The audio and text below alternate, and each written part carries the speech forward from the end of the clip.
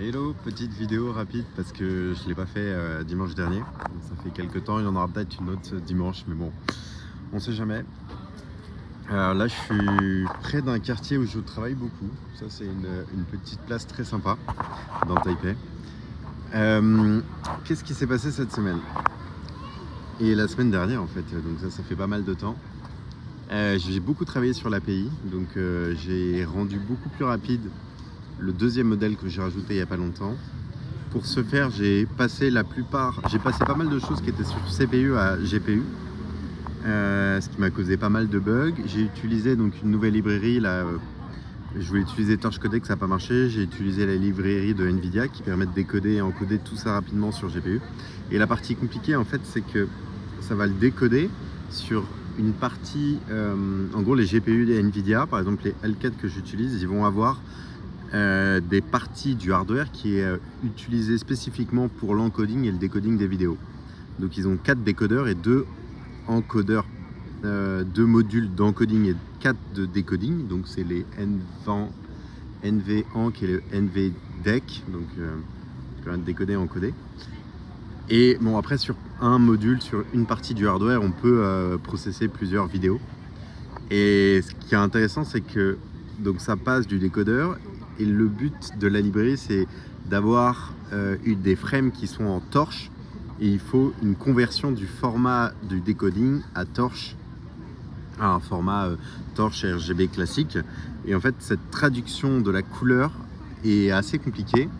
Et c'est ça, ce qui est intéressant avec cette librairie, c'est de faire cette conversion de couleur. Et je crois qu'à un moment, tu as FFmpeg qui est utilisé forcément. Donc en gros, cette librairie va utiliser CUDA et FFmpeg. Donc voilà, donc ça me permet, donc par exemple quand j'utilise mon nouveau modèle, décoder, avoir des frames torches, les processer et les réencoder directement sans jamais passer sur du CPU, et c'est beaucoup plus rapide. Un autre truc que j'ai fait qui marche et qui utilise le même décoding en encoding, c'est que j'utilise un modèle qui tourne sur GPU pour détecter les scènes, les changements de scène. Avant j'utilisais PySceneDetect qui est sur CPU. Et là, j'utilise TransVNet V2 qui est très rapide. En fait, c'est 5 fois plus rapide que, peut-être 6 fois plus rapide que PySceneDetect. Ça fonctionne tout aussi bien et tout est sur GPU. Ce qui va se passer, c'est que ça va prendre les frames, les réduire en taille et d'être sur du 58 sur 24, quelque chose comme ça. Donc beaucoup plus petit. Et en fait, le modèle va juste avec ça détecter les scènes. Et moi j'ai besoin de scènes parce que chaque scène va avoir un nouvel objet principal que je vais traquer, et donc à chaque début de scène je dois redéterminer l'objet principal. Et ça, pour détecter l'objet principal, j'utilise un remove background image, Birefnet. J'ai essayé de le passer en pareil, de le compiler en TensorRT pour accélérer cette partie là, et en fait il se trouve que j'utilise un modèle de Birefnet qui a en input des frames de façon variable, et en fait ça va s'adapter à la taille de la vidéo. Si je le compile en ONNX plus en TensorRT, en fait je dois spécifier et le compiler pour chaque taille d'entrée en input, ce qui est beaucoup trop gros parce que tout simplement le modèle TensorRT va être beaucoup plus gros, ce qui fait que je vais arriver avec un gros modèle compilé. Et le gain, en fait, il est assez faible. Et je crois que je compile que la partie encodeur de la vidéo, encodeur de l'image avec Birefnet. Donc voilà, après, j'ai pas cherché plus longtemps pour ça. Donc ça, c'est Birefnet.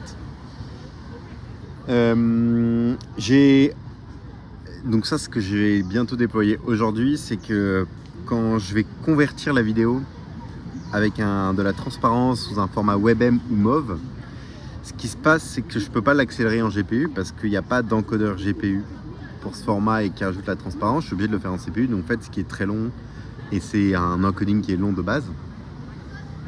Et il se trouve qu'en fait, Remotion a un système qui permet de paralléliser le calcul et l'encoding CPU sur plusieurs machines, sur des lambda AWS. Moi, j'utilisais Google Cloud, mais en fait, je me suis dit que ça pourrait être sympa de tester pour voir si je peux accélérer la partie encoding WebM et MOV avec de la transparence. Et il se trouve que ça fonctionne bien. Donc ce que j'ai décidé de faire, c'est si je peux passer sur GPU, je passe sur GPU. Et pour l'encoding, si je peux le paralléliser avec Remotion, ils ont déjà fait le taf, je mets ça en place. Et donc par exemple, ce qui me prenait 4-5 minutes pour une petite vidéo de 1 minute pour l'encoder en WebM, avec Remotion, j'arrive à descendre à 30-40 secondes, ce qui améliore l'expérience utilisateur.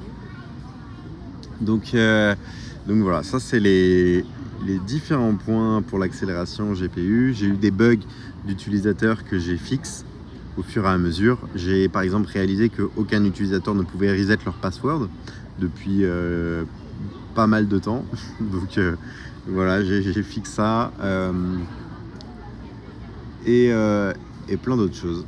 Et du coup, vu que j'ai pas mal travaillé sur l'API, là j'ai pas mal de gens qui s'inscrivent et qui créent une clé API, peut-être 2 ou 1 à 2 personnes par jour, ce qui est pas mal. Je vais continuer là-dessus. Sur la partie API, je commence à avoir fait pas mal le tour des améliorations que je voulais faire, et j'ai des améliorations que je veux faire sur la partie UI, et vraiment de rajouter l'option pour l'utilisateur de mettre un background image et une vidéo. Donc c'est un truc que j'avais commencé à faire et que je vais continuer. Ciao!